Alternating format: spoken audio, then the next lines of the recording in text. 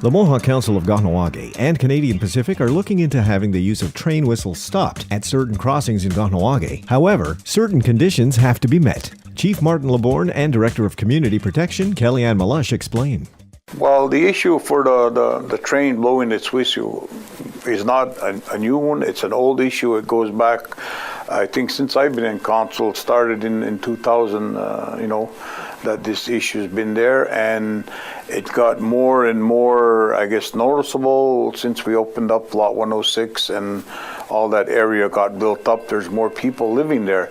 So now there's going to be more people hearing the whistle all hours of the night, and it's very disturbing, and they let us know. So to try and stop them to get blowing the whistle, we had we just signed an MCED, and that will be sent to CP Rail, the owners of the track. They're required to have an MCED or something from the council to start the process, to hope in the future that it will lead to the whistle being stopped. Sometimes there's nobody there, they'll just, like you hear, just a toot toot, that's it.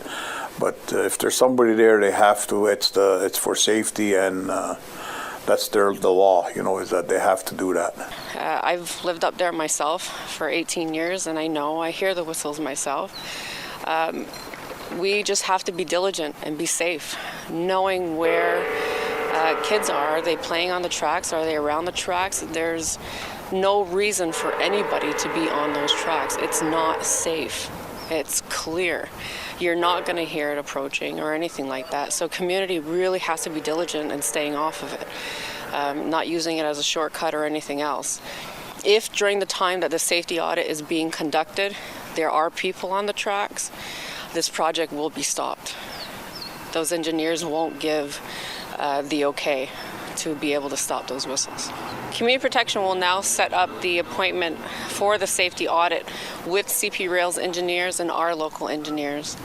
This is going to tell us if we have line of sight for the trains and enough barriers for the community in order for the community to be safe to cross those crossings without a whistle. A safety audit will include factors that are in place in order to be able to cross safely without a whistle blowing. Normally they ask for 3 forms of warning. So the lights, the flashing lights, the sound, the ding ding that you would hear, and the barrier, the arm coming down.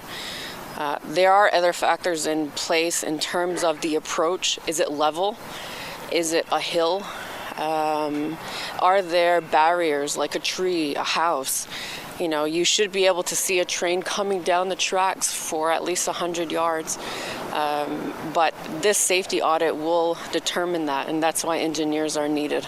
We're hoping to have the safety audit completed by Christmas, and then we await the report. And once we have the report, we'll know from that recommendations. We'll bring it back to council and to CP and jointly decide whether the whistles can be stopped.